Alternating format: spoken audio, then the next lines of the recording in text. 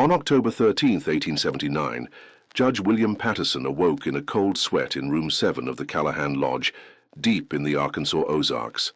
Something had dragged him from sleep, a sound like fingernails clawing against wood, coming from somewhere beneath his floorboards.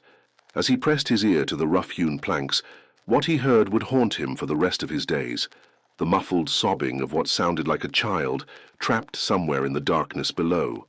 By dawn, Judge Patterson had fled the lodge, leaving behind his luggage and his horse in his desperate escape. He would spend the next 5 years trying to convince authorities to investigate the Callahan family, only to watch as 3 separate sheriffs who promised to look into the matter mysteriously disappeared themselves.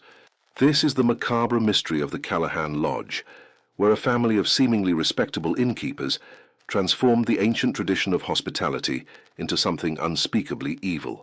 For nearly 2 decades, travelers who sought shelter in their remote mountain retreat simply vanished, their screams absorbed by the thick forest and their bodies consumed by secrets that ran deeper than the mountain caves themselves. What Judge Patterson discovered that October night was not just a single crime, but evidence of a systematic operation that had been feeding on human suffering for generations. The Callahan Lodge was built in 1854 by Ezra Callahan, a former circuit preacher, who claimed to have received a divine vision instructing him to create a sanctuary for lost souls in the wilderness. The massive 3-story structure was constructed using timber from the surrounding forest and stone quarried from the mountain itself, creating a building that seemed to emerge organically from the landscape. With its wraparound porches, towering stone chimneys and inviting glow of lamplit windows visible for miles through the trees, the lodge appeared to be exactly what Ezra claimed, a beacon of hope for travelers navigating the treacherous mountain passes. The lodge was strategically positioned at the convergence of 3 ancient Native American trails that had been widened into rough wagon roads serving the growing settlements of western Arkansas. This location made it an essential stop for merchants, government officials, settlers, and anyone else brave enough to traverse the dangerous mountain routes where bandits, wild animals, and treacherous weather claimed lives regularly. Ezra Callahan operated the lodge with his wife Martha and their 3 children, eldest son Josiah, daughter Ruth, and youngest son Abel.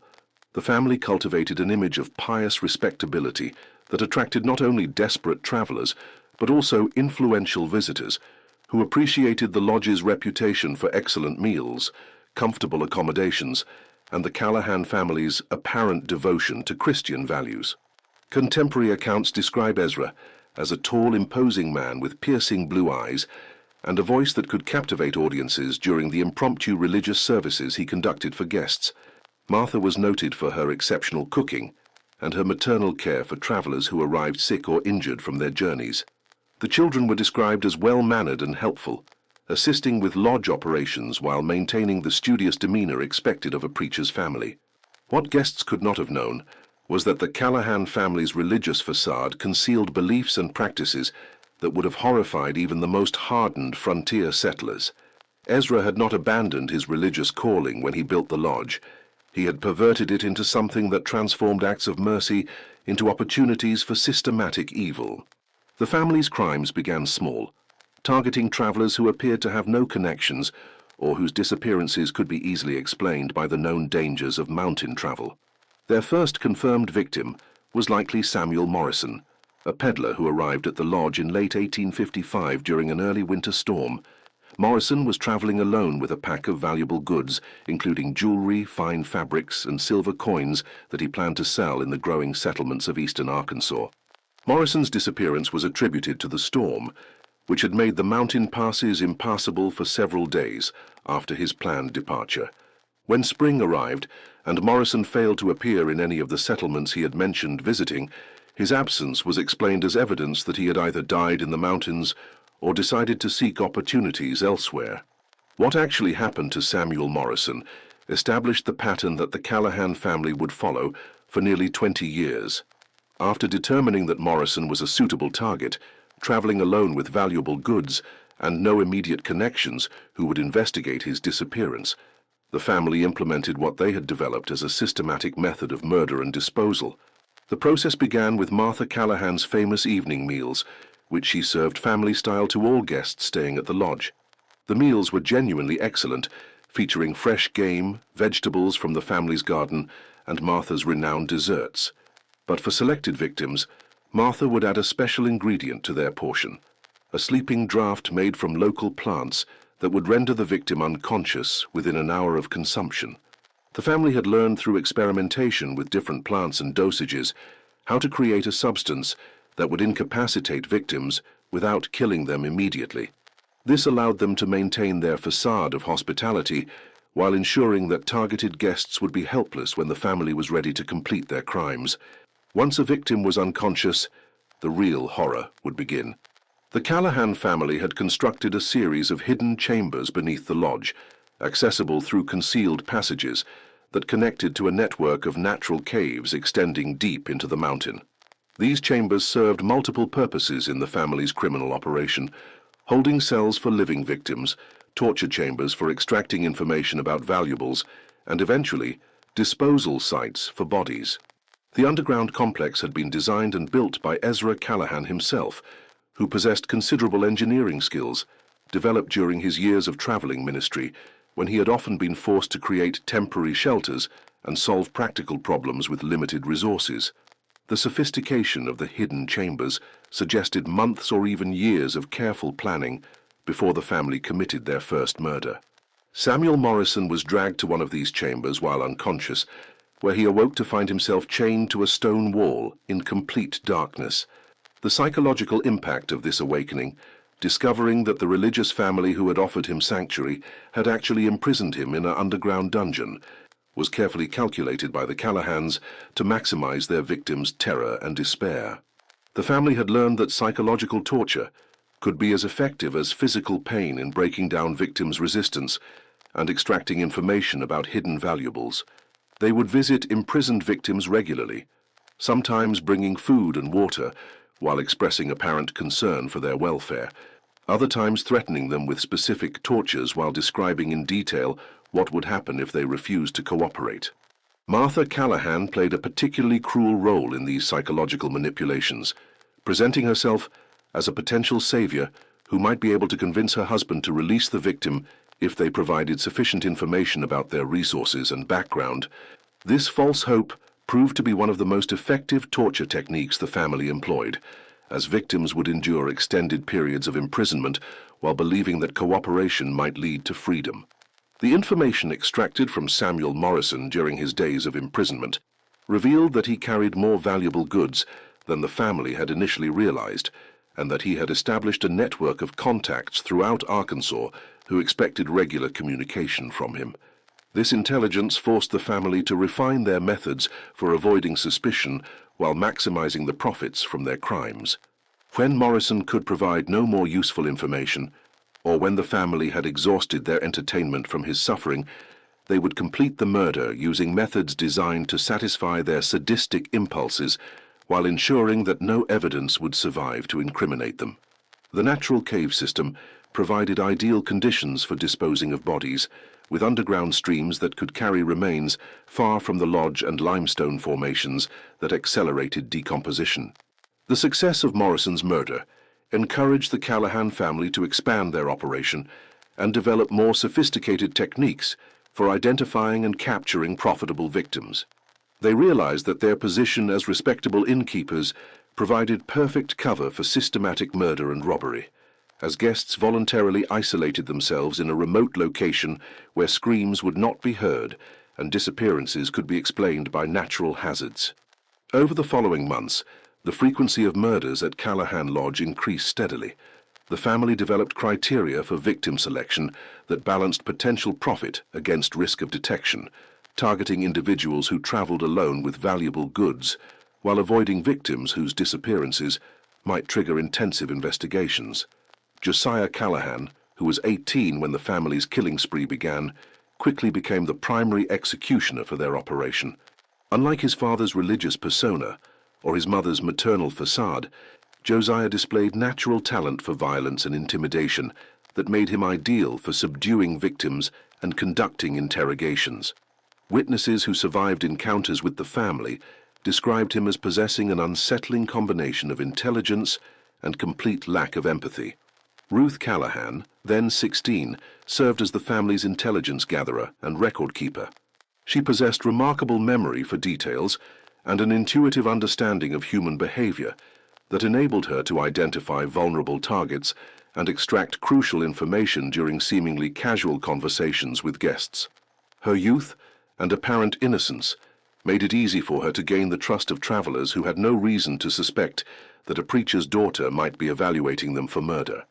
Abel Callahan, the youngest at 14, was responsible for maintaining the lodge's legitimate operations and ensuring that non-targeted guests received genuine hospitality that would maintain the family's reputation. His role required him to compartmentalize his knowledge of the family's crimes while presenting a normal, helpful demeanor to guests who were not selected for murder. The division of labor within the Callahan family created an efficient criminal organization that could operate multiple aspects of their enterprise simultaneously. While Josiah was torturing victims in the underground chambers, Ruth could be charming new guests and identifying potential targets. Abel could be maintaining the lodge's operations, and Martha could be preparing meals that would either provide genuine hospitality or serve as the delivery system for knockout drugs. By 1857, the Callahan family had murdered at least 12 travelers and accumulated wealth that far exceeded what any legitimate frontier inn could have generated. They possessed gold and silver coins, expensive jewelry, quality firearms, fine clothing, and other valuable items that had to be disposed of carefully to avoid arousing suspicion about their unusually prosperous lifestyle. The family developed a network of contacts in distant towns who would purchase valuable goods without asking questions about their origins. They established relationships with unscrupulous merchants who specialized in dealing with questionable merchandise, rotating their transactions among multiple buyers to avoid creating patterns that might alert law enforcement to their activities. Ezra Callahan used his religious connections to travel throughout Arkansas and neighboring states, ostensibly conducting revival meetings, but actually serving as the family's salesman for stolen goods. His reputation as a respected preacher provided perfect cover for carrying valuable items and conducting financial transactions without arousing suspicion. The family's success in avoiding detection was due partly to their careful victim selection and partly to the social and geographic conditions of the Arkansas mountains. The region was sparsely populated with limited law enforcement presence, making it difficult to investigate disappearances or coordinate searches across the vast wilderness areas where victims might plausibly have met natural deaths. Local residents who lived near enough to the lodge to observe some of the family's activities were either too intimidated to report their suspicions or had been compromised through financial arrangements that ensured their silence. The Callahan family had learned to identify potential witnesses and either neutralize them through bribes or threats, or in some cases add them to their list of victims. The family's religious facade also provided protection from suspicion, as frontier communities typically viewed preacher families as inherently trustworthy and above suspicion of serious crimes.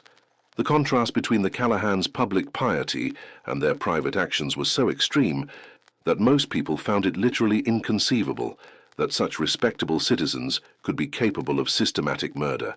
Judge William Patterson's experience at the lodge in October 1879 represented a turning point in the Callahan family's criminal career. Unlike most of their guests, Patterson was an experienced legal professional whose training had taught him to recognize evidence and evaluate suspicious circumstances objectively. More importantly, he possessed the social connections and persistence necessary to pursue an investigation despite official resistance. Patterson had arrived at the lodge while traveling to preside over court sessions in a remote county courthouse, carrying legal documents and personal items that marked him as a potentially profitable victim. Ruth Callahan had engaged him in conversation during dinner, skillfully extracting information about his travel plans and the nature of his business in the mountains. What Ruth could not have known was that Patterson had been appointed to his judicial position partly because of his reputation for thorough investigation of complex cases and his refusal to be intimidated by powerful interests who preferred to keep their activities hidden. His legal training had taught him to remain alert for evidence of criminal activity, even in seemingly innocent circumstances. The sounds that awakened Patterson in room 7 were actually coming from the lodge's hidden chamber system, where the family was holding several victims in various stages of torture and murder. The acoustic properties of the building's construction, combined with the natural cave system beneath the lodge, sometimes carried sounds from the underground chambers to certain rooms above, particularly during quiet nighttime hours. Patterson's decision to press his ear to the floorboards and listen carefully to the sounds he was hearing represented exactly the kind of thorough investigation that had made him a respected judge. Instead of dismissing the noises as imagination or natural building sounds, he gathered evidence that would ultimately expose the family's crimes. The sobbing that Patterson heard was coming from a child victim who had been imprisoned in the chambers for several days while the family extracted information about valuable items carried by the child's parents, who had already been murdered. The Callahan family had discovered that children could often provide information about hidden resources that adults had concealed, making them valuable sources of intelligence even when they possessed no inherent worth as robbery targets. Patterson's escape from the lodge the following morning was noticed by the Callahan family, who realized that their first serious threat of exposure had materialized in the form of a guest who possessed both the knowledge and the authority necessary to initiate a formal investigation.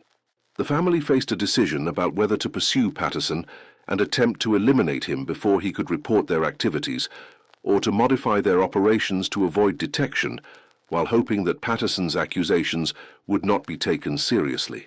The family's decision to allow Patterson to escape rather than pursuing him represented a crucial error in judgment that would eventually lead to their downfall. They underestimated both Patterson's determination and his ability to gather evidence that would support his accusations, assuming that his claims about hearing victims trapped beneath the lodge would be dismissed as the imagination of a traveler frightened by unfamiliar surroundings. Patterson's efforts to convince law enforcement officials to investigate the Callahan family were initially unsuccessful, as he had predicted they would be. Local sheriffs were reluctant to pursue accusations against a respected preacher family based solely on claims about mysterious sounds heard during the night, particularly when those accusations came from an outsider who had spent only one night at the lodge. The first sheriff to promise Patterson an investigation was Thomas Bradley, who agreed to visit the lodge and conduct a preliminary inquiry into the judge's accusations. Bradley arrived at Callahan Lodge in November 1879, ostensibly seeking accommodation while traveling through the area, but actually planning to observe the family's activities and look for evidence of criminal behavior. Sheriff Bradley's investigation was hampered by his inexperience with complex criminal cases and his assumption that any evidence of wrongdoing would be readily apparent to casual observation. He spent 2 nights at the lodge, during which the Callahan family provided him with genuine hospitality, while carefully concealing all evidence of their criminal activities. What Bradley could not have known was that the Callahan family had developed sophisticated techniques for identifying law enforcement officials and other potentially dangerous guests. Ruth Callahan's conversation skills enabled her to determine Bradley's true profession and purpose within hours of his arrival, allowing the family to modify their behavior and conceal evidence before the sheriff had any opportunity to observe suspicious activities. The family's response to Bradley's investigation demonstrated their evolving sophistication in dealing with threats to their operation. Rather than simply providing normal hospitality and hoping that Bradley would find nothing suspicious, they actively worked to convince him that Patterson's accusations were unfounded while gathering intelligence about any ongoing investigation. Martha Callahan engaged Bradley in conversations about Patterson's visit, expressing concern that the judge might have been suffering from illness or exhaustion that caused him to imagine threatening sounds during the night. She suggested that Patterson's legal work might have made him paranoid about criminal activity, causing him to interpret normal building noises as evidence of wrongdoing. Ezra Callahan approached the matter from a religious perspective, suggesting that Patterson might have been influenced by evil spirits or might be making false accusations due to some personal grievance against the family. He offered to pray for Patterson's spiritual health while expressing sorrow that their Christian hospitality had been repaid with unfounded suspicions. Sheriff Bradley found these explanations plausible and was particularly impressed by the family's apparent willingness to cooperate with his investigation. He concluded that Patterson's accusations were indeed the product of imagination or misunderstanding, and he reported back to the judge that no evidence of criminal activity had been found at Callahan Lodge. Patterson's reaction to Bradley's report was one of frustration, but not surprise. His legal experience had taught him that complex criminal cases often required multiple investigations and persistent effort before the truth could be established. He began planning a more systematic approach to gathering evidence against the Callahan family. Recognizing that official law enforcement was unlikely to pursue the matter without more compelling proof of wrongdoing, the judge's next step was to research the history of disappearances in the area around Callahan Lodge, using his legal connections to access court records, newspaper archives, and missing persons reports from across Arkansas and neighboring states. This research revealed a pattern of disappearances that strongly suggested systematic criminal activity, though the evidence was circumstantial rather than definitive. Patterson discovered that at least 30 travelers had disappeared while traveling through the area around Callahan Lodge over the past 20 years, with many of the disappearances occurring during periods when the missing persons were known to have been carrying valuable goods or substantial amounts of cash. The pattern was too consistent to be explained by random frontier violence or natural hazards. More significantly, Patterson's research revealed that several of the disappeared travelers had been seen at or near Callahan Lodge shortly before their disappearances, based on testimony from other travelers and local residents. This evidence provided a direct connection between the lodge and the missing persons that went far beyond coincidence. Armed with this research, Patterson approached Sheriff Bradley again, requesting a more thorough investigation based on the pattern of disappearances he had documented. Bradley remained skeptical, but agreed to make additional inquiries, particularly after Patterson pointed out that solving the disappearances could enhance Bradley's reputation as a law enforcement officer. Sheriff Bradley's second investigation of Callahan Lodge was more systematic than his initial visit, but it suffered from the same fundamental problem.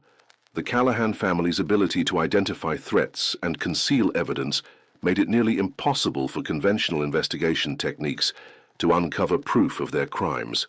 Bradley arrived at the lodge with a deputy and announced his intention to conduct a thorough search of the property and interview all family members about the missing travelers. The family's reaction to this announcement was cooperative and helpful, with Ezra Callahan expressing eagerness to assist law enforcement in solving the mystery of the disappearances. What Bradley did not realize was that his announcement had given the family sufficient warning to conceal evidence and modify their operations. The underground chambers were sealed and camouflaged. Any remaining evidence of recent murders was removed or destroyed, and current victims were relocated to more secure locations where they could not be discovered during a search. The search of the lodge and surrounding property revealed nothing suspicious, and interviews with family members produced detailed accounts of their interactions with various travelers, including helpful suggestions about where the missing persons might have encountered the dangers that caused their disappearances. Ruth Callahan was particularly effective during these interviews, providing precise descriptions of the missing travelers and detailed accounts of their conversations about travel plans and destinations.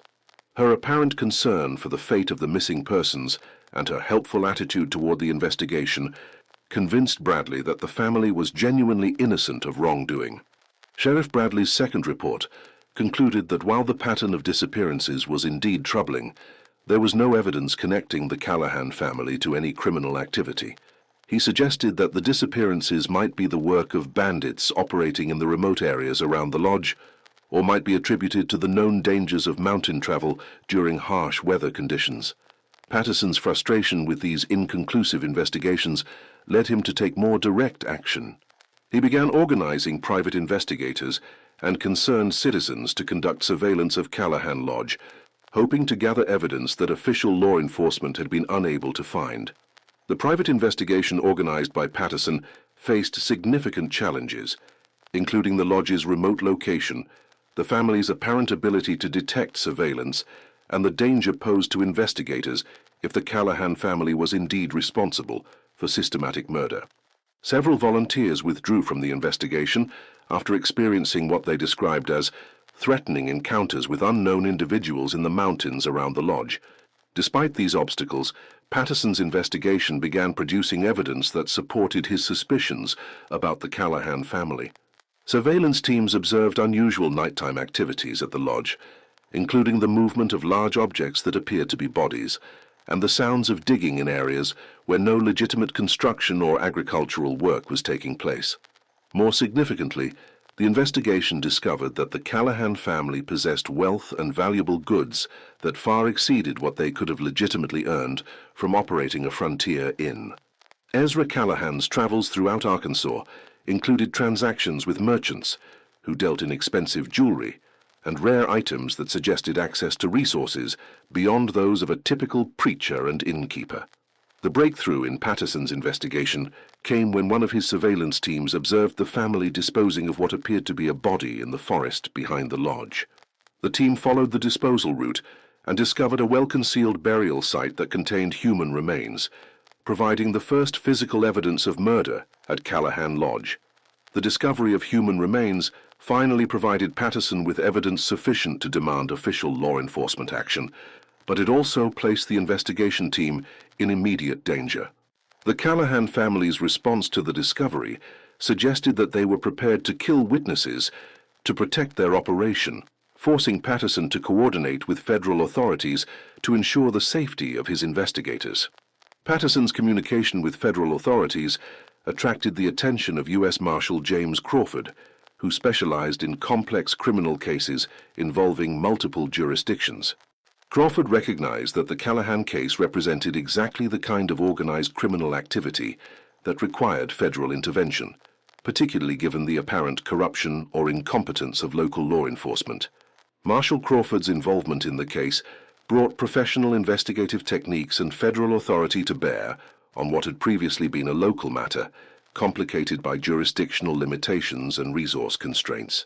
Crawford's first step was to conduct a comprehensive review of all evidence gathered by Patterson's investigation, evaluating its admissibility in federal court and developing a strategy for gathering additional proof.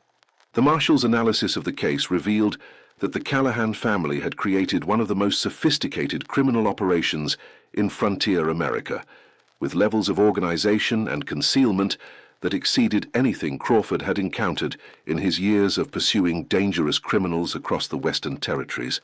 Crawford's investigation strategy focused on gathering irrefutable physical evidence, while building a comprehensive understanding of the family's methods and the scope of their crimes.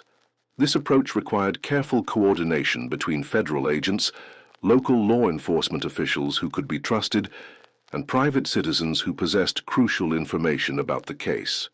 The federal investigation began with a systematic search of the area around Callahan Lodge, using techniques developed during Crawford's previous cases involving organized criminal activity. Teams of agents conducted grid searches of the forest around the lodge, looking for additional burial sites and evidence of the family's disposal methods. The search revealed the true extent of the Callahan family's crimes, uncovering burial sites containing the remains of at least 47 victims scattered throughout the mountainous area around the lodge.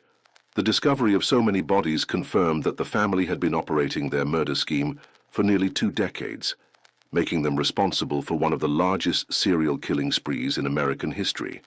The condition of the remains provided evidence of the torture methods employed by the Callahan family, including evidence of prolonged imprisonment, systematic physical abuse, and killing techniques designed to maximize victim suffering. Forensic analysis revealed that many victims had been buried alive, similar to the methods used by other frontier murder families, but with refinements that suggested years of experience and experimentation. The physical evidence recovered during the federal investigation included personal effects that could be traced to specific missing persons, providing definitive proof that known victims had been murdered at Callahan Lodge rather than disappearing due to natural causes or other criminal activity in the region. More disturbing still was the discovery of evidence suggesting that the Callahan family had been systematically murdering children as well as adults, with at least 12 victims under the age of 16 identified among the remains.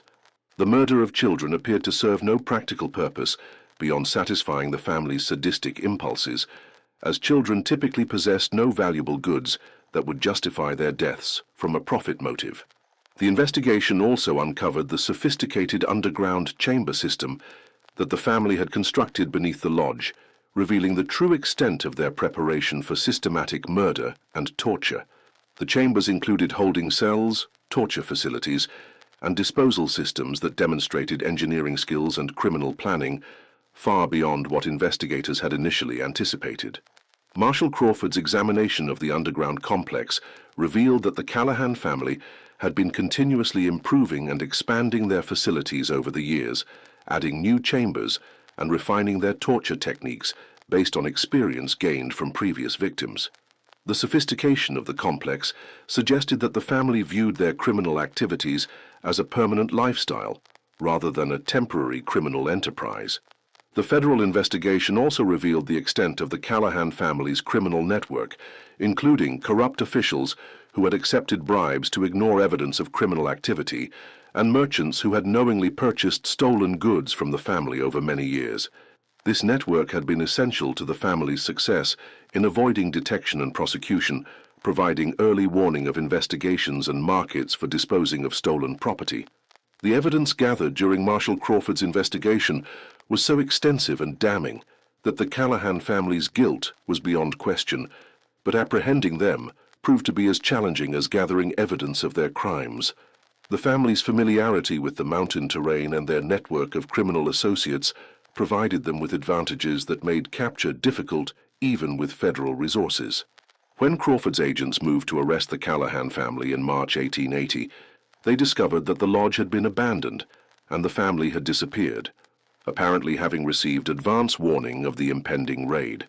The timing of their escape suggested that corruption within law enforcement agencies continued to protect them, even after federal authorities had taken control of the investigation. The search for the Callahan family extended across multiple states and continued for several years, with reported sightings and alleged encounters generating hundreds of leads that agents followed without success. The family's apparent ability to evade capture despite intensive federal manhunt suggested that they possessed resources and connections that enabled them to stay ahead of their pursuers. Several theories developed about the family's escape and subsequent fate. Some investigators believed they had fled to Mexico or California, where the limited law enforcement cooperation would make capture unlikely. Others suggested they had separated and assumed new identities in different parts of the United States, using wealth accumulated from their crimes to establish new lives in distant communities.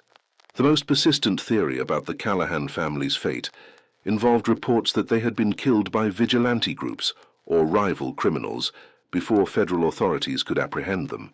Several witnesses claimed knowledge of summary executions carried out by groups seeking revenge for family members who had been murdered at the lodge, though these claims were never substantiated with reliable evidence. The failure to capture the Callahan family alive meant that many questions about their crimes remained permanently unanswered. Investigators were unable to determine the exact number of victims, the full extent of their criminal network, or the specific psychological dynamics that had enabled a preacher's family to commit systematic murder for nearly 2 decades. The psychological impact of the Callahan Lodge revelations on surrounding communities was profound and long-lasting. The realization that a respected religious family had been systematically murdering travelers for 20 years challenged fundamental assumptions about trust, safety, and the reliability of appearances in evaluating human character. Local residents who had known the Callahan family and had even recommended the lodge to travelers suffered severe guilt and psychological trauma when they learned the truth about the family's activities. Many people questioned their own judgment and ability to recognize evil, leading to increased suspicion and social isolation in communities that had previously operated on principles of trust and mutual assistance. The case also had significant impacts on the hospitality industry throughout Arkansas and neighboring states, as travelers became reluctant to stay at isolated inns and lodges where they might be vulnerable to similar predators. Many legitimate innkeepers suffered financial losses as their businesses became associated in the public mind with the horrors discovered at Callahan Lodge. The religious community was particularly affected by the revelation that a preacher and his family had used their religious authority to facilitate systematic murder. Churches throughout the region faced questions about their ability to identify and prevent similar corruption within their leadership, leading to increased scrutiny of clergy and religious institutions generally. The methods developed during the investigation of the Callahan Lodge crimes influenced law enforcement practices throughout the United States, particularly in cases involving organized criminal activity and systematic murder. Marshall Crawford's investigative techniques became models for federal agencies dealing with complex cases that crossed jurisdictional boundaries. The case also demonstrated the importance of persistent investigation by private citizens when official law enforcement proves inadequate or corrupt. Judge Patterson's refusal to accept official inaction and his organization of private investigation efforts established precedents that influenced citizen involvement in criminal justice for decades. Today, the site of Callahan Lodge stands empty, the building having been destroyed by fire shortly after the family's disappearance. Local folklore attributes the fire to supernatural causes, claiming that the spirits of murder victims made the structure uninhabitable, though historical records suggest that the fire was set deliberately by persons unknown, possibly relatives of victims seeking to eliminate a symbol of evil from their community. The 47 confirmed victims of the Callahan family represented a cross-section of frontier society, united only by their misfortune in seeking shelter at what appeared to be a place of refuge and Christian hospitality. They included merchants, farmers, government officials, families seeking new opportunities in the West, and solitary travelers whose disappearances went unnoticed until the federal investigation revealed the extent of the family's crimes. Each victim represented hopes, dreams, and potential contributions to frontier communities that were destroyed by the Callahan family's greed and sadism. Their willingness to trust strangers offering hospitality in a dangerous wilderness demonstrated the kind of social cooperation that made frontier settlement possible, making their betrayal and murder particularly tragic violations of the values that built American communities. The legacy of the Callahan Lodge case continues to influence discussions about criminal justice, community safety, and the responsibility of individuals to report suspicious activities even when those suspicions involve respected community members. The case serves as a reminder that evil can flourish when communities fail to remain vigilant about the safety of vulnerable travelers and strangers seeking assistance.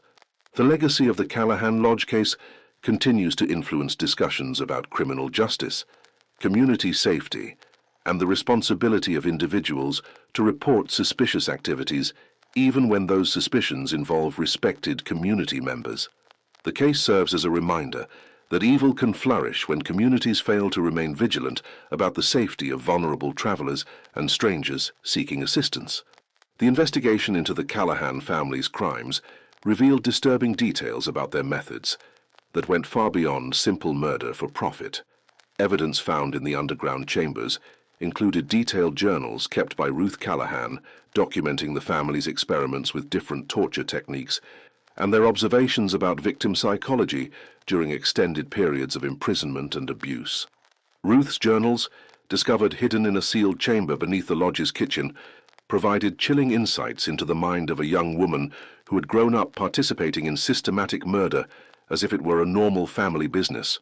Her entries described victims with clinical detachment, noting their reactions to different forms of psychological and physical torture with the curiosity of a scientist conducting research. One particularly disturbing entry from Ruth's journal, dated December 1878, described the family's treatment of Margaret Sullivan, a young woman traveling alone to meet her fiancé in Little Rock. Sullivan had been captured and imprisoned in the underground chambers for more than 2 weeks, while the family experimented with various methods of breaking her psychological resistance. Subject continues to maintain hope of rescue, despite clear explanations that no assistance will come, Ruth wrote. Father believes extended isolation, combined with false promises of release, will eventually produce complete compliance. Mother suggests introducing fear of worse treatment through demonstration of torture methods on other subjects. I propose combining both approaches with manipulation of subjects' religious beliefs.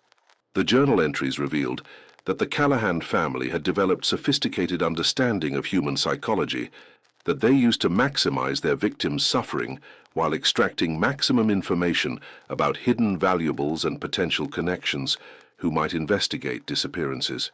They had learned to identify and exploit individual psychological weaknesses that made each victim most vulnerable to specific forms of manipulation and torture. Margaret Sullivan's ordeal lasted for 18 days, during which the family subjected her to psychological torture designed to destroy her sense of identity and hope. They forced her to witness the torture of other victims, made her participate in preparing meals for the lodge guests above, while knowing she was invisible to potential rescuers, and subjected her to mock executions designed to break her spirit without actually killing her. The family's treatment of Sullivan also revealed their practice of using victims as sources of entertainment during long winter months when fewer travelers provided opportunities for fresh crimes. They would keep selected victims alive for extended periods, treating their suffering as a form of recreation that relieved the boredom of operating a remote mountain lodge. When the family finally tired of tormenting Sullivan, they killed her using a method they had perfected through years of experimentation: gradual suffocation in a specially designed chamber that allowed them to control the victim's air supply while observing their death throes.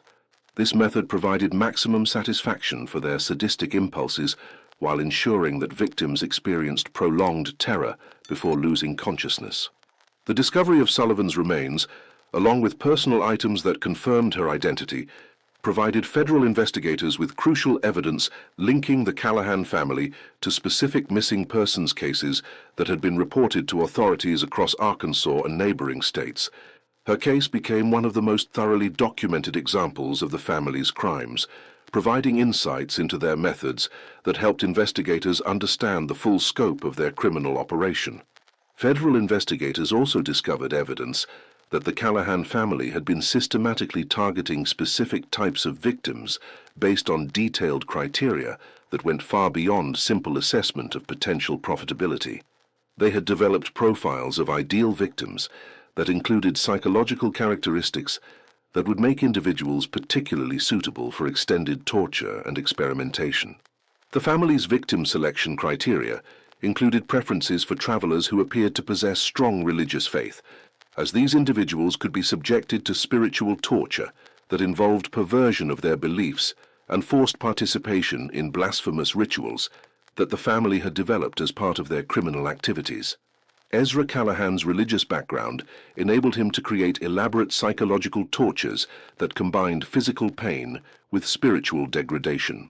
The family also preferred victims who appeared to have strong family connections, as these individuals could be tortured using threats against relatives and forced to provide detailed information about family members who might be vulnerable to future attacks.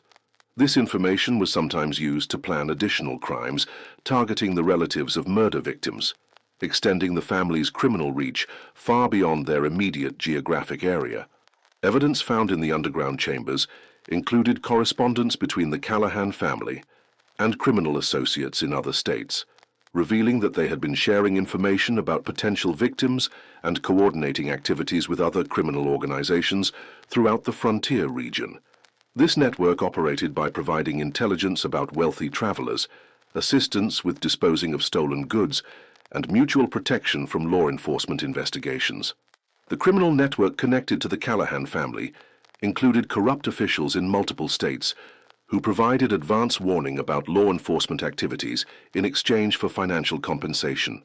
These officials had enabled the family to avoid detection for nearly 2 decades, by ensuring that investigations were either delayed, misdirected, or abandoned before they could uncover evidence of criminal activity.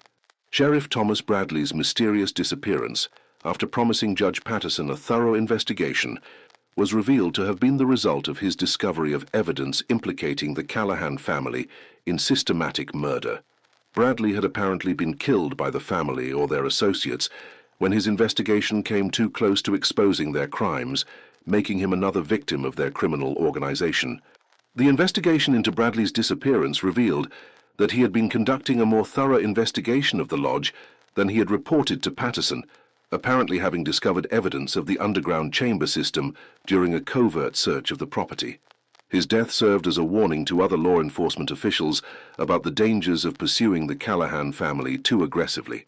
2 additional sheriffs, who had promised to investigate the lodge, had also disappeared under suspicious circumstances, suggesting that the Callahan family had been systematically eliminating threats to their operation through murder of law enforcement officials.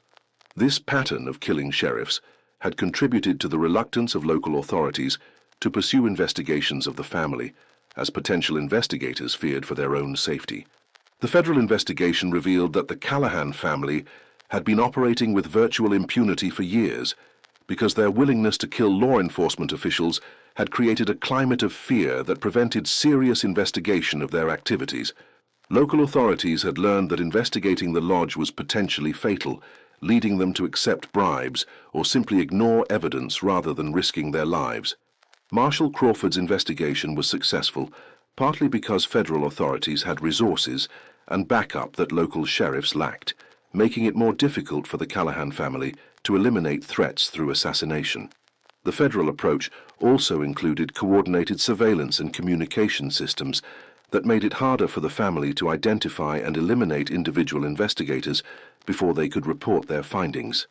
The psychological profiles developed by federal investigators revealed that the Callahan family represented a unique form of organized criminal enterprise that combined elements of serial killing, organized crime, and cult-like religious perversion. Each family member had developed specialized skills that contributed to their collective ability to commit systematic murder while maintaining a facade of respectability.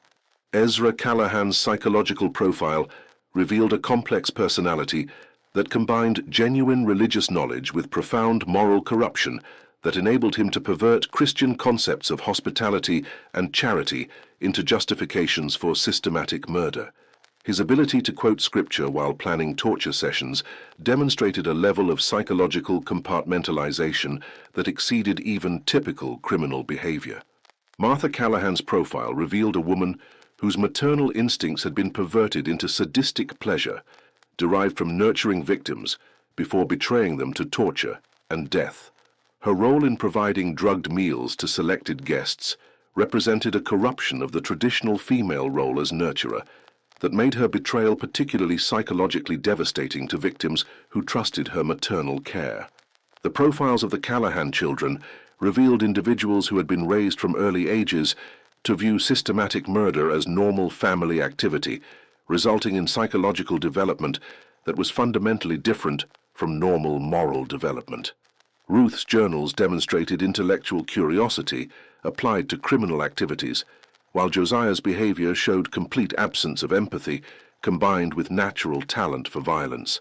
The family's ability to function as a coordinated criminal unit while maintaining individual personalities and relationships demonstrated a level of criminal sophistication that challenged contemporary understanding of criminal behavior.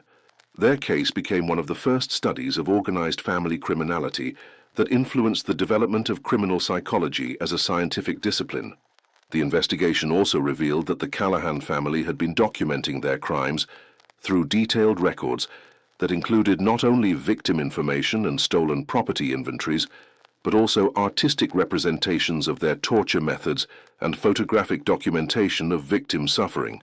These records suggested that the family viewed their criminal activities as worthy of preservation and study, treating murder as a form of artistic expression. The photographic evidence found in the underground chambers included images of victims during various stages of torture and murder, providing visual documentation of the family's methods that investigators found almost impossible to examine due to their extreme graphic content. These photographs served no practical purpose in the family's criminal operations, suggesting they were created purely for the family's sadistic entertainment. The artistic elements of the family's crimes included elaborate torture devices that had been designed and built by family members, demonstrating engineering skills applied to creating maximum victim suffering. These devices showed continuous refinement and improvement over the years, suggesting that the family had been actively working to perfect their torture techniques through experimentation on living victims. The combination of detailed written records, photographic documentation, and physical evidence found at the lodge provided federal investigators with the most comprehensive understanding of systematic murder methods that had been assembled up to that point in American criminal history. The evidence collected from the Callahan case influenced law enforcement training and criminal investigation techniques for decades. The discovery of the family's extensive criminal records also revealed that they had been planning to expand their operations by establishing additional lodges in other remote locations throughout the frontier region. Maps and correspondence found in their belongings showed detailed plans for creating a network of murder sites that would enable them to kill travelers across a much larger geographic area. The expansion plans included detailed budgets for constructing underground facilities similar to those at the original lodge, suggesting that the family viewed their criminal activities as a business enterprise that could be scaled up through systematic investment and planning. These plans represented a level of criminal ambition that exceeded anything investigators had previously encountered. The failure to capture the Callahan family before they could implement their expansion plans meant that other similar operations might have been established in remote locations where they continued operating under new identities. Federal investigators continued searching for evidence of related criminal activities in other states, but the family's apparent sophistication in avoiding detection made it difficult to identify potential additional murder sites. The long-term impact of the Callahan Lodge case on American law enforcement included the development of federal protocols for investigating organized criminal activities that crossed state boundaries, improved communication systems between different law enforcement agencies, and specialized training programs for dealing with complex murder cases involving multiple victims and sophisticated criminal organizations. The case also influenced the development of forensic techniques for analyzing crime scenes involving systematic murder, including methods for excavating and examining burial sites, techniques for preserving and analyzing physical evidence from torture chambers, and protocols for documenting and preserving photographic evidence of criminal activities. The psychological aspects of the case contributed to early research into criminal psychology and the development of profiling techniques for identifying dangerous individuals before they committed violent crimes. The detailed documentation of the family's methods and psychological characteristics provided researchers with unprecedented insights into the minds of systematic killers. The religious elements of the case had lasting impacts on how law enforcement agencies approached crimes involving religious organizations or individuals who used religious authority to facilitate criminal activities. The Callahan case demonstrated that religious facades could provide nearly perfect cover for criminal operations, leading to increased scrutiny of religious leaders and organizations in remote or isolated communities. The case also influenced the development of victim assistance programs and psychological treatment methods for survivors of systematic torture and abuse. The few individuals who survived encounters with the Callahan family provided researchers with crucial information about the long-term psychological effects of prolonged captivity and torture, contributing to understanding of what would later be recognized as post-traumatic stress disorder. The economic impact of the Callahan Lodge revelations extended throughout the frontier hospitality industry, as travelers became reluctant to stay at isolated inns where they might be vulnerable to similar predators.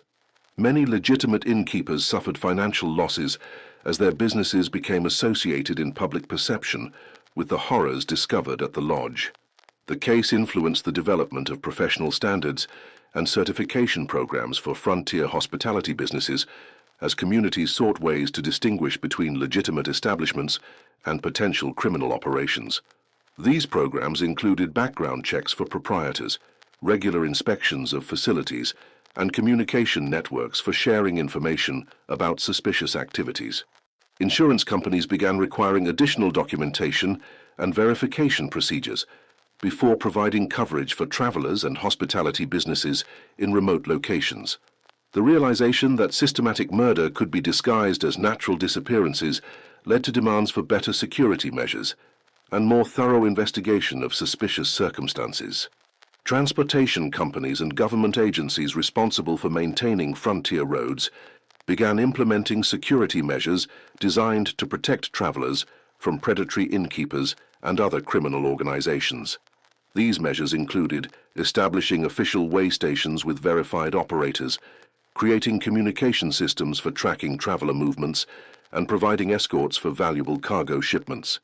The cultural impact of the Callahan Lodge case influenced American literature, journalism, and popular entertainment for decades, as the story was retold in countless books, articles, and eventually films that often embellished or distorted the actual facts, but kept public attention focused on the case and its implications for understanding criminal behavior. The intense media coverage of the case established many conventions of true crime reporting that continue to influence how similar cases are presented to the public. The emphasis on psychological analysis of criminal behavior, detailed descriptions of crime scene evidence, and speculation about criminal motives became standard elements of crime journalism that persist today. The case also contributed to the development of American folklore about dangerous innkeepers and the risks of trusting strangers in remote locations. These stories served both to preserve memory of actual crimes and to warn travelers about potential dangers they might encounter while seeking accommodation in isolated areas. Local communities throughout Arkansas and neighboring states were forever changed by the revelation that such sophisticated evil had operated undetected in their region for nearly 2 decades. The knowledge that respected community members could be capable of systematic murder led to increased suspicion and social isolation in areas that had previously operated on principles of trust and mutual assistance. The site of the former Callahan Lodge became a destination for curiosity seekers and amateur investigators, though the dangerous terrain and local superstitions about the location discouraged most visitors. Several attempts were made to establish memorial sites or museums documenting the family's crimes, but these efforts were generally opposed by local residents who preferred to forget the lodge's dark history. Archaeological investigations conducted at the site in later years continued to reveal additional evidence of the family's crimes, including burial sites that had been missed during the original federal investigation. These discoveries suggested that the total number of victims might have been significantly higher than the 47 confirmed cases documented by federal investigators. The continued excavations also revealed evidence of the sophisticated engineering that had gone into constructing the underground chamber system, demonstrating that the Callahan family had invested considerable time and resources in creating facilities specifically designed for systematic torture and murder. The complexity of the construction suggested that the family had been planning their criminal operation for years before committing their first murder. Modern forensic analysis of evidence preserved from the Callahan Lodge investigation has provided additional insights into the family's methods and the scope of their crimes. DNA analysis of remains has enabled identification of several previously unknown victims, while improved forensic techniques have revealed evidence of torture methods that were not fully understood during the original investigation. The psychological research based on the Callahan case has continued to influence understanding of criminal behavior and the development of therapeutic treatments for survivors of systematic abuse. The detailed documentation of victim experiences has provided researchers with valuable data about the long-term effects of prolonged captivity and torture on human psychology. The case continues to be studied by law enforcement agencies and academic researchers as an example of organized criminal activity that challenges traditional approaches to investigating and prosecuting complex murder cases. The coordination between family members, the sophistication of their methods, and their success in avoiding detection for such an extended period provide insights that remain relevant to modern criminal investigations. In remembering the victims of the Callahan family's systematic evil, we honor not only their individual lives, but also the courage of those like Judge William Patterson, who refused to let injustice go unpunished. Patterson's determination to seek truth, despite official resistance and personal danger, ultimately saved unknown numbers of additional lives and brought some measure of justice to families who had lost loved ones to the lodge's horror. The 47 confirmed victims of the Callahan family represent a cross-section of frontier America, united in their tragic fate. Merchants seeking new markets, families pursuing opportunities in growing territories, government officials serving their communities, and solitary travelers whose only crime was trusting strangers who offered shelter in a dangerous wilderness. Each victim brought hopes, dreams, and potential contributions that were destroyed by the family's perverted hospitality. Margaret Sullivan's dream of marriage and new life in Arkansas, Samuel Morrison's entrepreneurial ambitions, the countless unnamed travelers who sought nothing more than safe passage through dangerous mountains, all fell victim to evil that masqueraded as Christian charity. The story of Callahan Lodge serves as an eternal reminder that evil can flourish when communities become complacent about protecting their most vulnerable members. The family's success in operating undetected for nearly 2 decades was enabled not only by their own criminal sophistication, but also by a community's failure to investigate suspicious patterns and protect travelers who depended on their hospitality and assistance.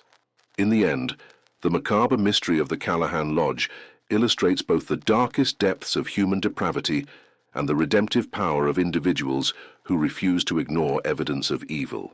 Judge Patterson's courage in pursuing investigation, despite official resistance and personal danger, stands as a testament to the responsibility each of us bears to protect the innocent and seek justice for those who cannot speak for themselves.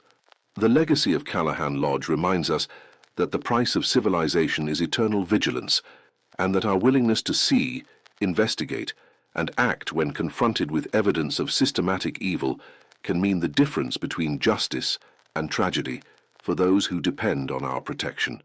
The 47 souls who perished in the lodge's chambers did not die in vain if their sacrifice teaches us to remain forever watchful against the monsters who hide behind masks of respectability and faith.